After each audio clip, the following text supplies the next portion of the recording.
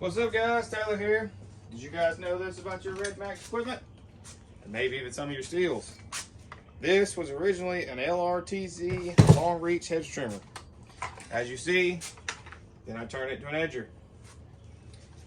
This was a stock weed eater, but riding around in my van, I slid it back too far and I have broke the shaft. That's really unfortunate, but I'll show you guys how to fix it. Stay here with me just a minute. All you got to do, remove the cover, remove your 4 mounting screws, and the whole engine head comes off. Watch right here, I'll show you. This is how I do it. I'm sure there's more than one way. These are a T27 Torx.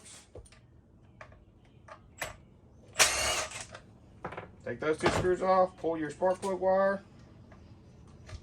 Now remember, this is my good engine, but my bad shaft.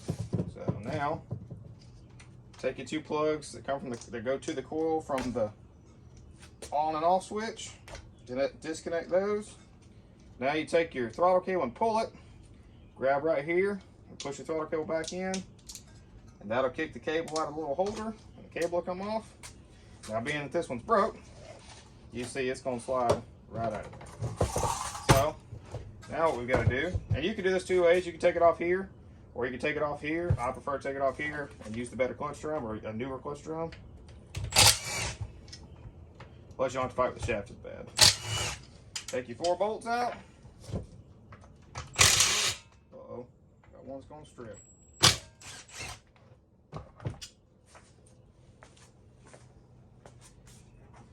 Let's see here.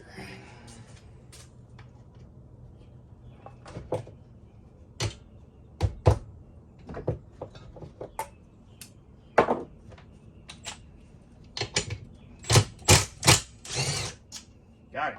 Now, this is your clutch drum housing. If I didn't drop it. This is your clutch drum housing. That's your clutch drum. Your shaft comes in here. Tube goes in here. Drive shaft goes in the middle. This is what makes everything work.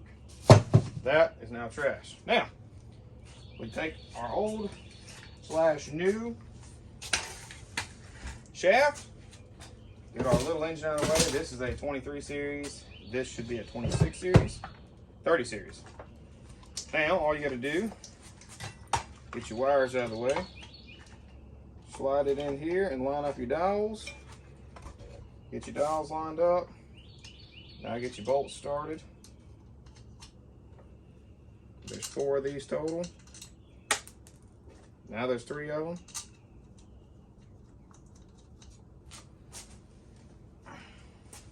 Now, as long as you're on the dowels and you're in the clutch drum, you can go ahead and run these up. That way the power head's not flopping around on you. Take your bottom 2 and stick in here.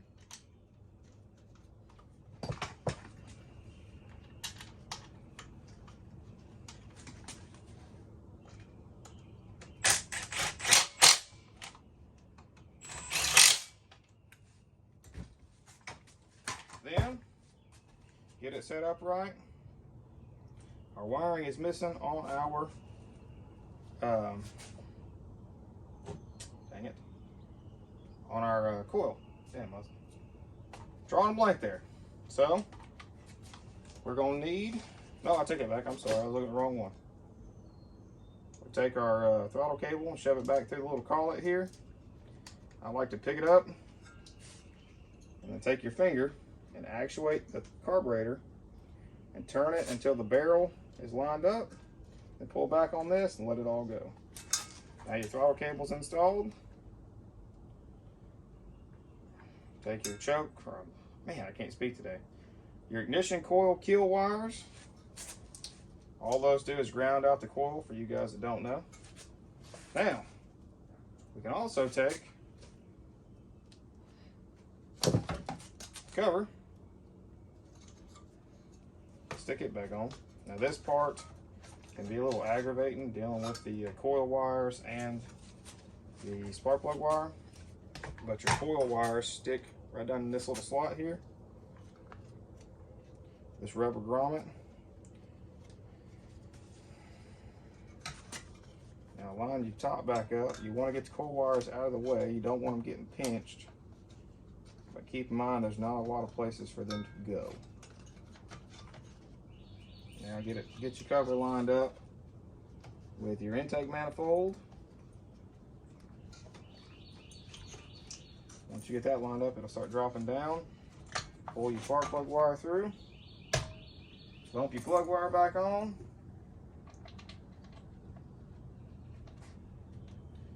Start your screws for your cover. There's just 2 of them, one front, one rear on these models.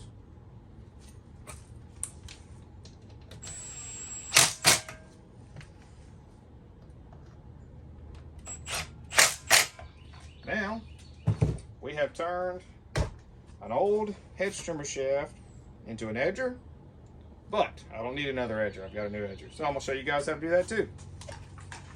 This part is really easy. Mine has Allen heads. Mine has an Allen. I believe they're 4s and 6s if I'm not mistaken. There's a 4 for the set screw and a 5 or 6. Now it's close. It's 5 on the pinch shaft. The pinch shaft bolt.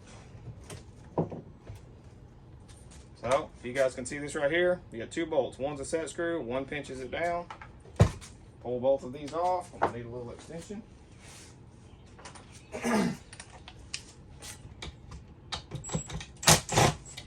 That is my set screw.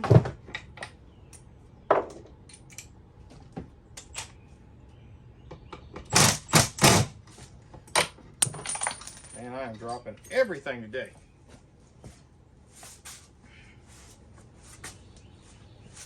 That's okay though.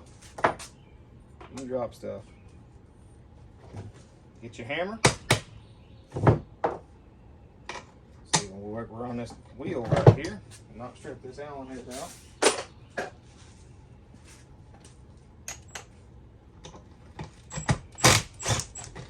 Now, neither one of them need to be removed, just loose.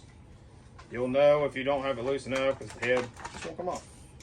Now there's your edger attachment or your edger foot, whatever you'd like to call it.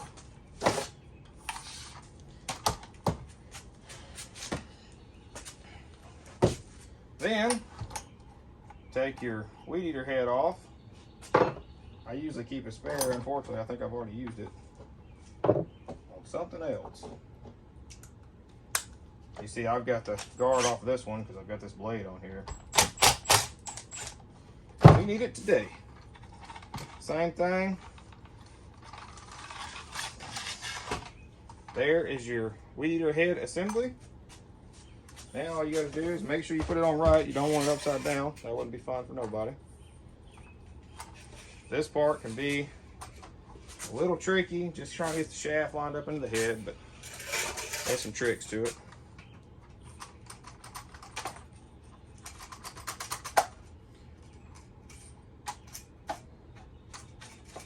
See there, all I had to do is kind of bump it around just a little bit. Now you'll notice that some of the holes for the set screws line up, some of them don't. Depends on what kind of attachment they had on it before, whether it was an edger, weed eater, hedge trimmer, whatever. This one, because I had a different foot on it, I believe it's already got a hole popped in it. But you see, if you get the set screw in the right place, it keeps it from turning. If you don't, you may have to try to work that set screw down into a hole or create a new hole. Now let's see if she runs and operates. Fire the old girl up. Choker, primer, puller.